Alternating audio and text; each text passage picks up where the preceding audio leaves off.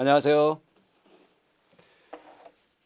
이제는 36강이 진행되고 있고요.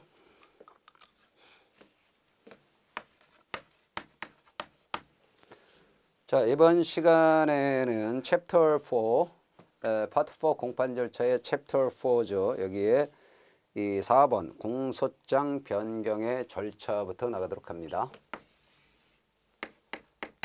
4번 공소장 변경의 절차.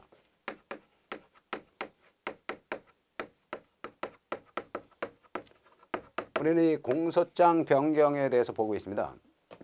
공소장 변경은 뭐라 그랬죠? 검사가 공소사실의 동일성이 인정되는 한도에서 법원의 허가를 받아서 공소사실 또는 적용법조를 추가하거나 철회하거나 변경하는 걸 말한다.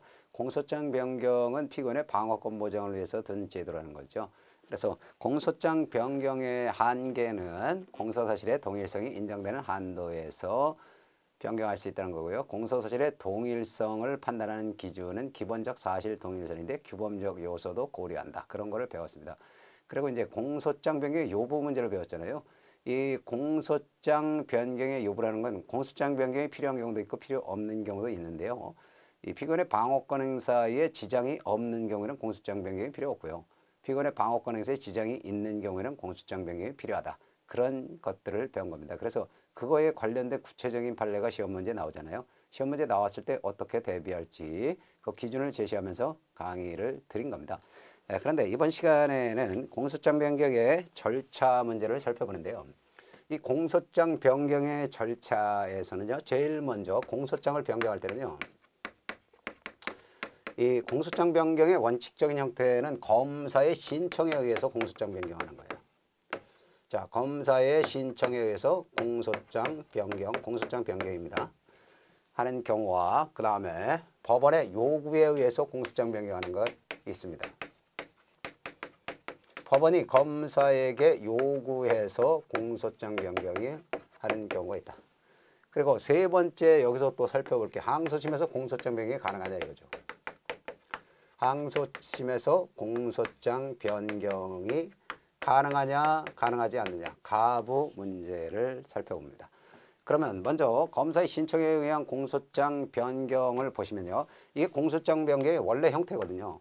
그러면 먼저 검사가 공소장 변경을 신청을 해야 돼요. 어디다 신청을 하는 거죠? 법원에다 신청을 합니다. 그러면 두 번째로는 법원이 공소장 변경 여부에 관한 결정을 해줘요. 재판을 해주는 겁니다. 결정을 해줘요. 그래서 법원이 공소장 변경을 허가하는 결정을 했다. 그러면 허가를 해줬다 그러면 세 번째로 이 공소장 변경 후의 절차는 어떻게 진행되느냐 하는 문제. 이런 거 순서로 보는 게 바로 검사의 신청에 의한 공소장 변경입니다. 그러면 검사가 공소장 변경을 신청을 할 때는요. 법원에다가 원칙적으로 공소장 변경 허가 신청서라는 서면을 제출해서 하는 게 원칙입니다. 그러면 공소장 변경 허가 서면 허가서라는 공소장 변경 허가 신청서라는 서면. 그래서 요거를 갖다가 우리는 허가 신청서라고 하면 돼요. 공소장 변경에 관한 거잖아요. 허가 신청서. 요거로 하거나 또는 구술로 할 수도 있습니다.